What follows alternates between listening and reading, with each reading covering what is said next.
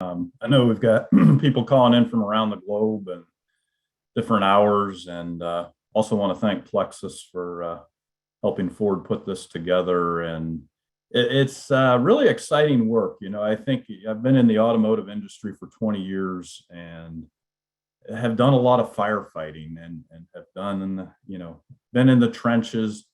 And this is something where we're trying to back up and say, okay, how do we get ahead of the game? And how do we have a best in class living FMEA system that effectively acts like a prevent reoccurrence system so we don't have to repeat our issues over and over? And that's one of the things, even at Ford, I hear all the time is, gosh, we had this same issue, 2 years ago or 5 years ago, why are we having it again? And to have the ability to, really spend some time on the systems and the prevent reoccurrence. It's hard to do when we're in the firefighting mode, but my goodness, does it pay off. So this is an FMEA study. About a year ago, I was working for a director that basically said, we had done several studies that showed our biggest issues were due to opportunity in the FMEA systems. And he said, I want you to go out and figure out why that is. And so we went out and we chose 10 suppliers, 10 sites, and some that were really good and some maybe didn't have as good a system. So we had a broad spectrum. And we really did a deep dive. And we had meetings where we went through the corporate FMEA systems and looked at the time and data management and what's the FMEA organization look like. And then the other part of it was we took 165 warranty and quality reject issues. And we basically went through them one by one and wrote the FEMA for each one of those issues and went into the FEMAs and looked what was actually documented for them. And so we had a really good comparison of here's what we think should be in the FEMA for this issue. Here's what's actually in the Part PFMEA for it. And here's what's actually in the Part DFMEA for it. And out of that came basically a summary of what you're seeing here. So current state, let me just start with number one. Foundation FMEAs did not exist or were not used. And a foundation FMEA really is the backbone for prevent recurrence, right? When you have an issue, you learn about the physics, you learn about some kind of pokey yoke, and then typically we'll have a foundation FMEA for our key processes like riveting and welding and injection molding and so on. And you feed that information back in there. And then that is your starting point for your new FMEAs when you launch a new product. And so all of that learning on the physics and the error proofing is baked right into your first process. And wonderful, wonderful process if you can make it work. This number two, read across systems did not work. We did see some read across systems with like pretty slick IT solutions. The problem was they weren't being used. And what I think our learning here was that management has to drive read across. I learned about this great error proofing device on line one, but do I implement it across the globe at all my other lines? And the answer is we're so busy firefighting, we just don't do it. And so we repeat the same issues elsewhere. Knowledge from problem solving events not being fed back into the FEMAs. We solve the physics and the error proofing, and we just don't update our FEMAs. And number four, Excel spreadsheets. At the time when we did the study, 75% of our supply base was using Excel spreadsheets. And the problem with Excel spreadsheets is, you've got different documents on different computers, the control of the systems are difficult, and you're relying on humans, right? If I update my Part PFMEA, I got to go and open a different document and hopefully copy paste and remember to do all that. And it just doesn't work very well. And also linking the control plan and the FMEA is a human activity also. So we're going to be asking everybody to implement FMEA software. And then number five, which is really one of my favorites, the suppliers we dealt with did sporadic use of the reverse FMEA. And I love the reverse FMEA process, right? It's like you design the equipment in on the computer and in the boardroom, and it's conceptual, and you put all the air proofing in there. But when you get it on the floor, either at first at the equipment vendor, and that's a great place to start, right? Go make parts and try to beat the error proofing and find those new failure modes. I remember a few years ago, we did this at one of our frame suppliers.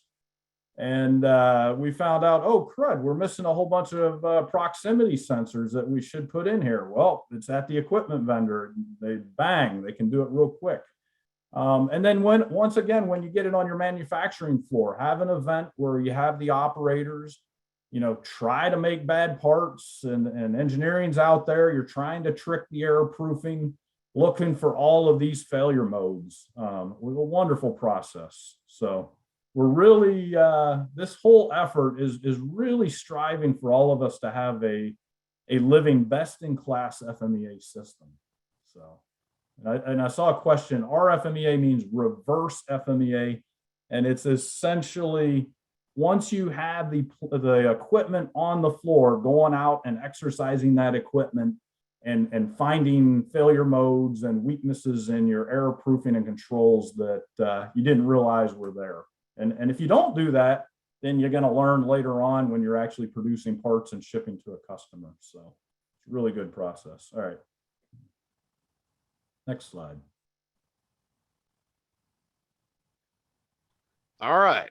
So walking through to kind of go a little deeper into what Nathan was talking about here. This may be familiar to a lot of you. This is the APQP chart that is in the APQP manual. And if we take a look at what Nathan just said there, this is going to ring true for many of us. In the past, FMEA used to be thought of as an event, right? So sometime during product design and development, the DFMEA would pop into existence, right? Usually just before print release, if not sometimes after, right? And the PFMEA, same thing. So we would wait, and then magically, like on a Tuesday, the FMEA would come into existence, and the mindset was that it was a one-time deliverable, okay? It was a one and done. So this mindset of the FMEA as an event led to very poor performance once it was created. And doing so much training out in the field and consultation, one of the things I hear a lot is, after the initial PPAP, it gets shelved as a document. Is it done? Not is it effective, and is it any good?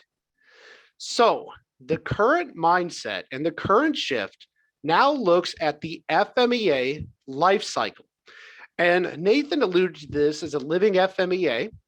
And so the way that we look at it here is it's a life cycle that really consists of 4 phases, because it begins way back here at quotation with initiation. It evolves simultaneously, the D and the P, through the development stage, and then they reach maturity at different times. As an example, the DFMEA reaches maturity in what we'll call print release, and then the PFMEA launches and reaches maturity pretty much at that launch significant production run. So from here on out, it's all hands on deck, thousands of parts a day for as many years as you contracted.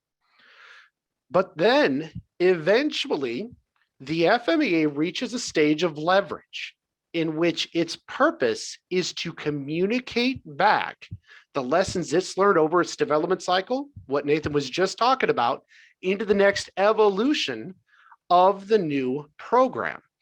So in the past, we would look at FMEA as an event. The comment that we get all the time is, well, it was done. Now, FMEA is more of a process. And the question is, how do we maximize the impact of the FMEA in every cycle and the effect that it has on your organization? And Nathan hit on some things. During initiation, the same poka-yokes that you were counting on in the old program need to be costed into the new program. They need to be quoted. During development, failures that you know historically happened need to be included so that we don't make the same mistake again in the new program.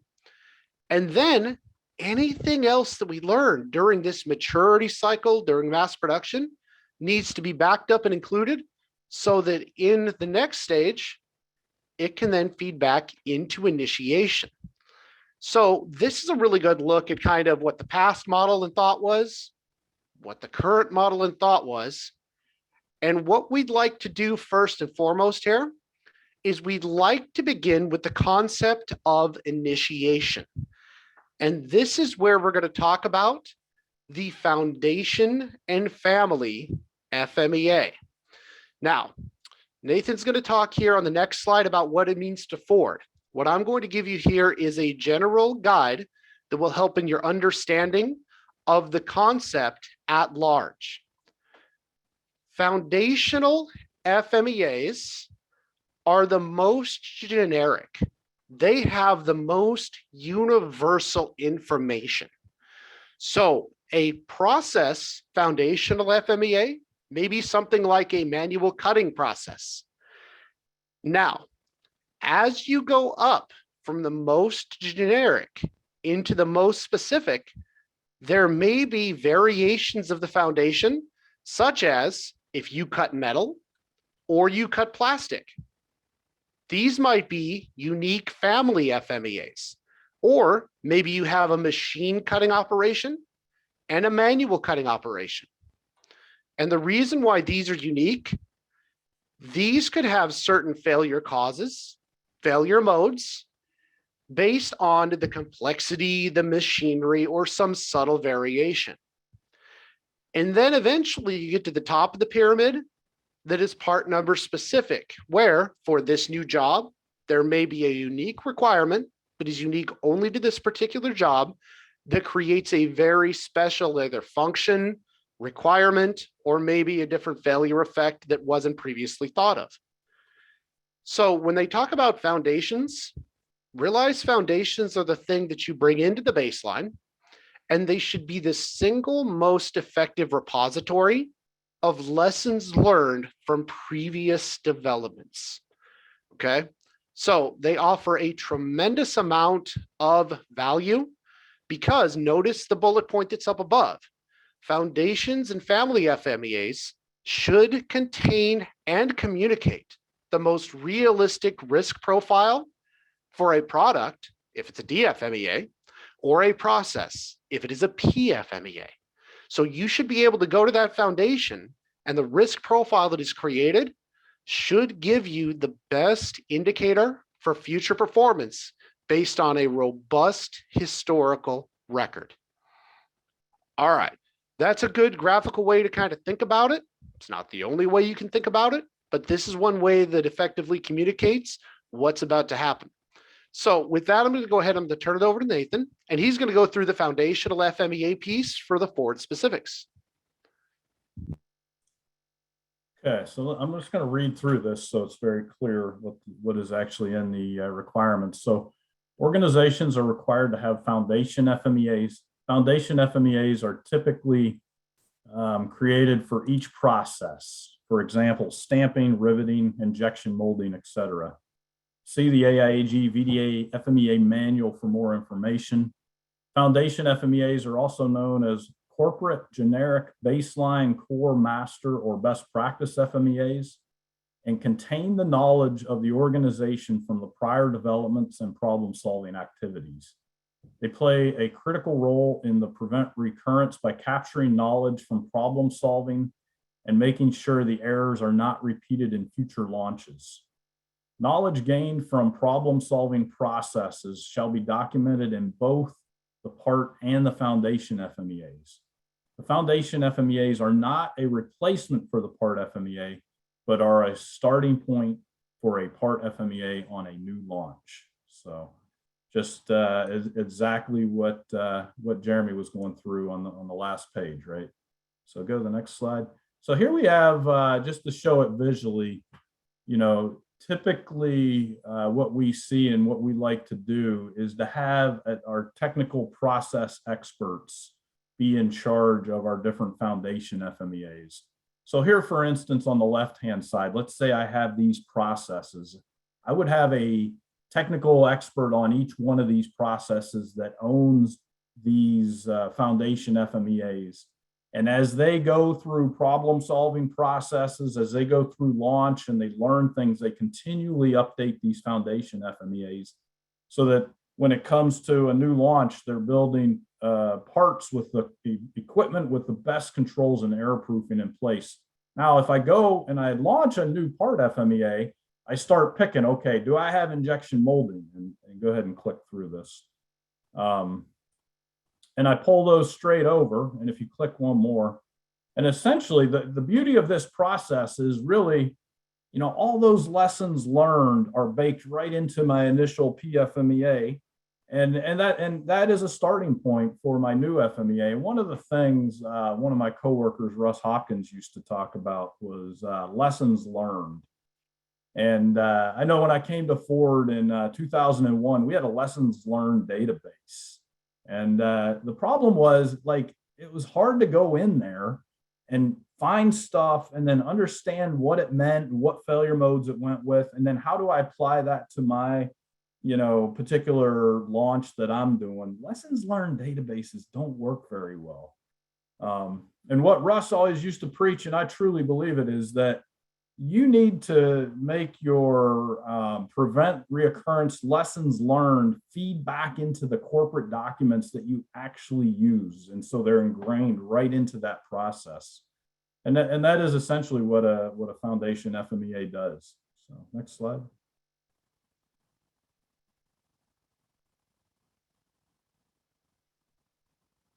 Sorry about that. All right. So let's take a look now at the phase of development. We've taken a look at what a foundational or a family FMEA is, how foundational differs from a part number specific. And Nathan gave a really good explanation that the foundational is not a replacement for the part number specific, but more of a baseline with which to begin your augmentation. So during development, right up in here, this is where things get a little bit crazy. Anybody that's been in a product development cycle, the product is beginning to be designed, the process equipment is coming onto the floor, and during this time, you're engaging in your product and process validation testing. Now, this time can be a very heavy resource-intensive time for FMEA development. What we'd like to do here is I'd like to give you a couple ways to look at the most challenging part of FMEA when it comes to time and effectiveness, and that is that of functional development and functional identification. So when we talk about this, this is one of the tools that I use when we start talking about the linkage from PFMEA, from, say, the lower level elements, which you folks may be familiar with as causes, over to failure modes. When it comes to functionality, every function must be unique, okay? When we talk about function, we're talking about the reason that the operator, the machine, the tool, the process step exists in the process. And we have to be able to balance the responsibility that that structural element has with the authority to actually carry it out based on the role that it plays in your process. Now, this can be a very difficult thing because if you get this wrong, if you task a station with a responsibility that it does not have the authority to carry out, you will never get an effective FMEA. And those controls that you've put in place will carry on into the control plan. Folks, what you may not know is that the FMEA is largely responsible for 80% of your control plan. The only thing a control plan offers is how many you're checking and how often you're checking it. Now, one of the things that we can use here to help with this linkage, if we pay attention to our functional development and those functions are captured through the foundational FMEAs, we can use software to help us link the DFMEA, which deals in functions, and communicate severity down to the processes that create the characteristics that carry out those functions, and then manifest them into the floor level controls that are then in the control plan that eventually create our work instructions and our forms. So one of the things during development that will help you a significant amount, utilizing software to assure the functional flow down during development speeds the development by reducing redundancy. Information that you learned before does not have to be re-entered, and the software will make sure, and I'll say minimize, not necessarily prevent, the chance of breaking line of sight between the levels of documents so that the functional intent of your part actually gets created and manifested the way it is on the floor by the people who are reading the work instructions to create those characteristics. This is why Nathan's going to go through the documented information flow and the use of software here in the new Ford CSRs. Nathan? Okay, great. So let me just read this. So this is FMEA information and flow and linkage. So the part and foundation FMEAs shall be living documents that are aligned. An update to the foundation FMEA shall result in a review of the applicable information for the part PFMEA. This process shall work backwards from the part FMEAs to the foundation FMEA, and that any updates to the part FMEAs shall result in updates of the applicable information in the foundation FMEAs. In addition, FMEAs shall be aligned to the control plans, work instructions, visual aids. FMEA software. Suppliers shall use FMEA software which ensures the alignment of the foundation FMEA, part FMEA, control plan, and other documents. So next slide.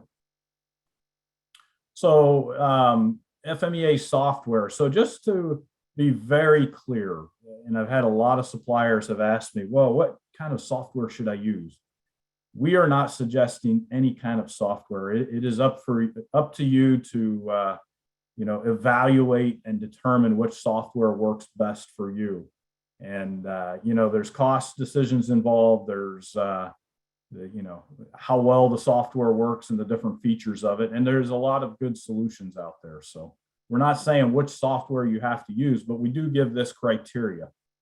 And let me just read through the criteria one by one. So if you make an update to the foundation PFMEA and show that the information was sent to the part FMEA for review, show that the suggested change can be accepted and is incorporated into the part PFMEA. So as you go through your evaluation process, each one of these bullets you want to actually test out and make sure that they work. Second bullet, make an update to the part PFMEA and show that the information was sent to the foundation FMEA for review. Show that the suggested change can be accepted and is incorporated into the foundation PFMEA.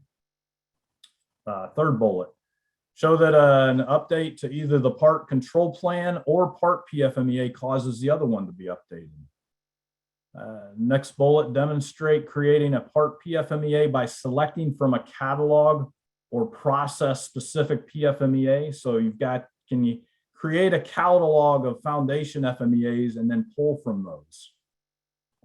Visual structure, Ford does not, and I repeat, does not yet require the AIAG VDA visual structure for FMEAs with the 4M functions. But we might someday, and you want your software to be able to show the FMEA in both the older AIAG format and the new one. And we will accept the new AIAG VDA format, but we're not requiring it. So just make sure the software has you covered on both of those.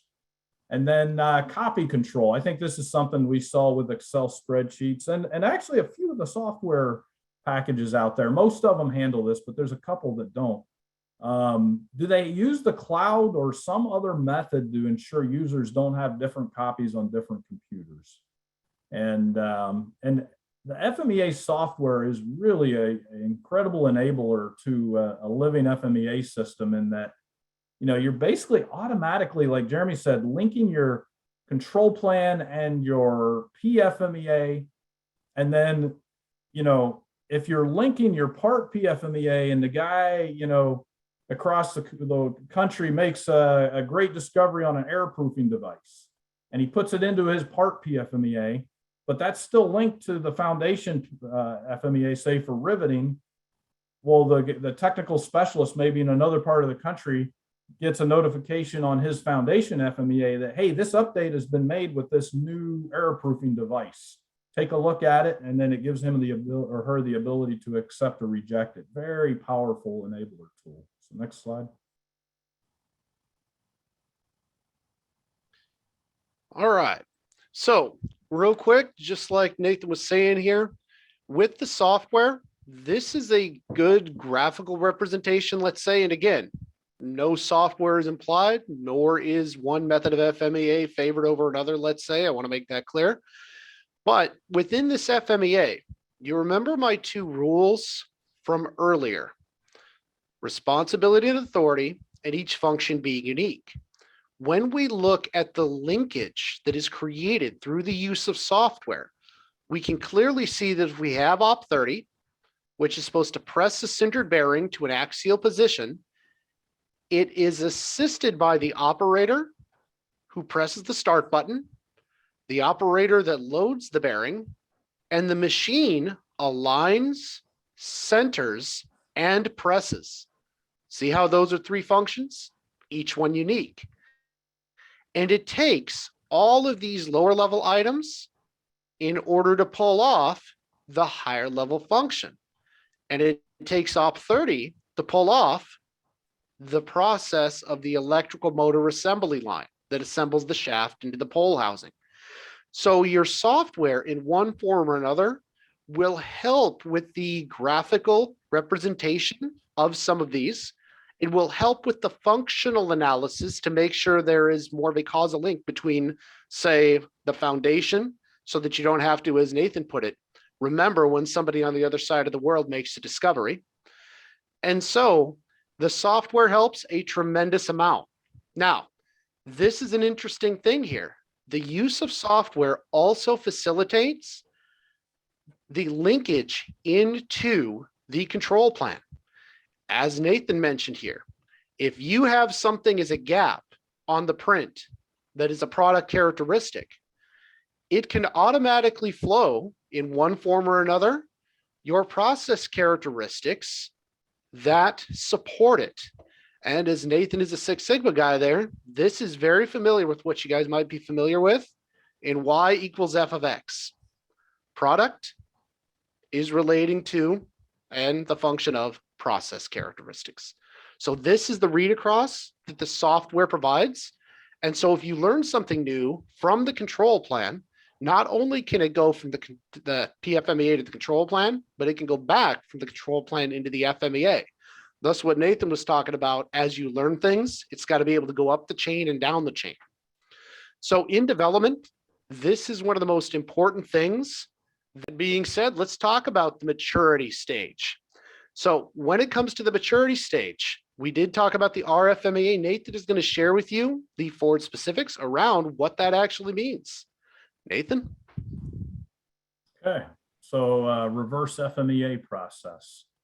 Organizations are required to have a process in place that ensures all new launches complete an RFMEA event once the equipment is installed and running. This process should first be completed at the equipment manufacturer and then after final installation on the supplier plant floor. The reverse FMEA involves design and process engineers working with operators and attempting to make bad parts, beat the error proofing, and find new failure modes, causes, and develop controls. The goal is to discover opportunities and implement improvements in the FMEA that were not previously discovered.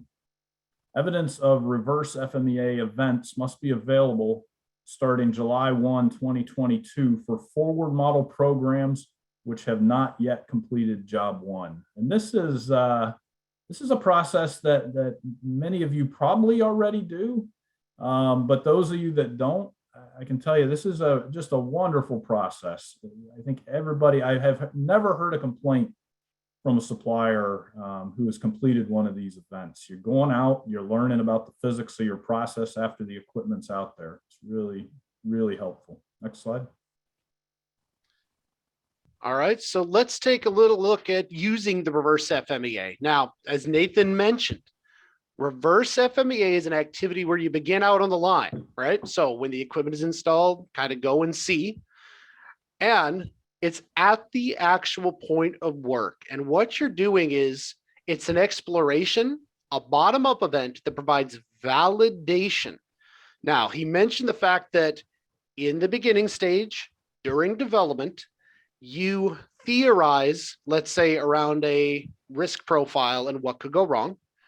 And so this is the validation, one of that risk profile, but also, as he put it, using the physics of your process, exploring the process and figuring out how they can do it differently, how they can get around those pokey-yokes, and where your initial assumptions become invalid. It's real world applicability to the FMEA. And what we've done here is there are 4 things that you could kind of check to check out the maturity of that FMEA. When you're looking at that reverse FMEA, check the occurrence values. Validate the reality of the occurrence versus the actual performance, right? So, poke-yoke, are their preventions still functioning as intended? I don't know if it's the same where you work, but you know there are those people that'll find a way around that poke-yoke right from the jump, right? And so when you're out there, the goal is to try to beat the system. The goal is to try to defeat the poke-yoke so you can find new ways and new workarounds. Now, that being said, it brings you to new failure chain additions. Has anything happened that was not added earlier? And then when you put down a prevention and a detection control, and this is a very important thing for practitioners to understand, you are generating with the severity, occurrence, and detection values a unique risk profile that is based on the preventions you put in place and the detections that you put in place. So what you're doing with this reverse FMEA is, are the preventions and detections that I base this risk profile on still out there protecting me to the areas in which they should be, to the levels in which they should be? Many companies, as Nathan said, you may be doing it, you may be calling it something a little bit different, but yet you eventually have to go out and check to see if what you theorized earlier is actually manifesting in your reality. All right, so a couple things on reverse FMEA there. Nathan's going to walk you through problem solving. Okay, so read across systems, and this was an area, and to be honest with you, Ford has struggled with this also. Let me read through this. So read across is the process of implementing corrective actions as appropriate in similar products and processes. The execution of the read across process must be driven by management. The process must also have a method to track the improvement opportunities, production streams where improvements can be implemented, and the status of implementation. Suppliers shall have a process to ensure that knowledge, talking about functions, measurables, failure modes, effects, causes, prevention, and detection controls from problem solving, is captured in both the part and the foundation FMEAs per section 8.321, design and development planning. So just a quick story on a read across systems. We had our director of manufacturing and powertrain a few years ago, and we had issues in our engine plants with contamination. They're always fighting contamination. Maybe that's one of the things electrical vehicles will fix for us, but he got so frustrated because he had specific plants that would implement these, like, vacuums and washing controls, and then his other plants wouldn't, and they'd have issues. And he finally told his master black belt, he's like, I want you to just get a stupid Excel spreadsheet and put down the side of the sheet of paper what the items are that need to be implemented at which production processes. And across the top, I want you to list all my plants and who has it in place and who doesn't. And it's just a simple spreadsheet. And And he's like, I want to review this in we call them PCT meetings, monthly management meetings. And he drove that process, and our contamination got a lot better. And I think this part of the read across, and we mentioned in here about management, I can't stress how important it is that it's driven, because we're firefighting. And so I don't have time. Yeah, here's an idea. Oh, you don't want to implement it, whatever, that's fine. But then that person is off fighting the same issues, right? It actually costs us more not to do this stuff. So it's really critical that your management is involved in this process. So next slide. All right. So one of the ways that this works here is that in order for an FMEA to be effective, as Nathan said, in the read across type of system, there is no decision that you make on a daily basis regarding your business that you should not consult the FMEA on, and that the FMEA should not give you some feedback on. And to do that, most of us, and I'll say us as the industry in general, count on an FMEA review at a certain interval. Let's call it yearly, right? But the thing is, within this box, every second of every day, your business is making decisions. Your business is changing. Your business is taking risks. And the reason why we label this as ineffective is because if you wait for the regular updates to update the FMEA, you are counting on your ability to remember everything that happened prior to that update. The only effective way to do this is to bring the FMEA in. As Nathan said, it is the single most important point of lessons learned databases, and he was spot on. Folks, lessons learned databases are kind of like the kitchen junk drawer of FMEA, right? When you open up a lessons learned database, it's usually poorly searchable, not really got a lot of useful stuff in it, and most people just discard it. But if you look at your business practices, when you go into hiring, when you bring on new jobs, you should be consulting the FMEA in every decision to determine the risks that you're about to take, and utilizing those foundation and family FMEAs to then figure out how to most effectively stop from making the same mistake twice. And on the subject of problem solving, make a new mistake every day. Don't make the same mistake twice. All right, that brings us into leverage. Now, we've gone through the cycle. We've used the foundational FMEAs. We've implemented the software we're going through here. We're looking at doing the problem solving in the reverse FMEA. Now it's time to figure out how to put these things to bed there and indoctrinate them into this leverage cycle. And folks, this is really where the foundational FMEA comes back into play and reinvents itself in certain methodologies. Certainly, as Nathan said, Ford is not requiring the new AIAG VDA, but when you bring on that new job, we can all agree that the baseline comes back into play. All right. So in step one of the AIAG VDA, it's there. And even in the older fourth edition, use of a baseline foundational FMEA as a starting point is a best practice. Now, this brings us to the idea inside of the culmination, let's say, of Nathan's work here, which is the ideal living FMEA system. So I'll turn it back over to him. He's going to show you how this thing works. Okay, yeah, we'll just click through these one by one. Just click one. So let's start here on the top left. And this is really our vision of an ideal living FMEA system. And I have seen this type of system in place, and it is a wonderful thing. So if you start with your quality issues on the upper left-hand side, quality issues are solved, and knowledge from the problem solving should be documented in both the part, design, and foundation FMEAs. Go to the next. Then the foundation FMEA contains all the knowledge from problem solving processes, including failure modes, causes, error proofing, and detection controls. It is the backbone for prevent recurrence. So So when launching a new part, the starting point for the part FMEA is the foundation FMEA. This ensures that all of the error proofing and controls from all of the past problem solving activities are in that initial part FMEA. Can I go one more?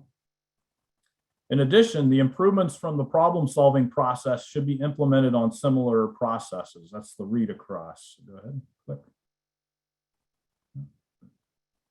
Knowledge from health charts. So I'm not sure if people are aware, but we have Ford STA health charts that are kind of like our own internal foundation FMEAs. Those should also be incorporated in your foundation FMEA. So go to the next. Foundation FMEAs are the backbone for prevent recurrence and are often owned by the technical specialists or process experts. Go ahead. When part FMEAs are updated, FMEA software should send the information to the foundation FMEA where the owner can determine if it is applicable and accept it.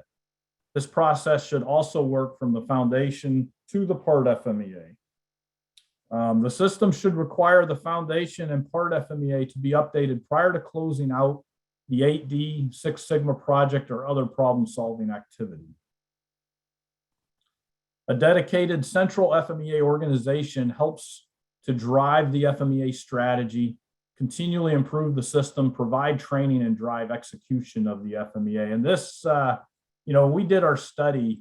Some of the organizations had a dedicated central group and some didn't. And obviously this is probably very difficult if you're a smaller supplier, but I will say, there were some very large companies, 100,000 people that really didn't have anybody dedicated to driving the strategy. And so you would have different software packages in different plants, it just, no standard training. It really helps to have kind of a central core group really focused on this. So next bullet.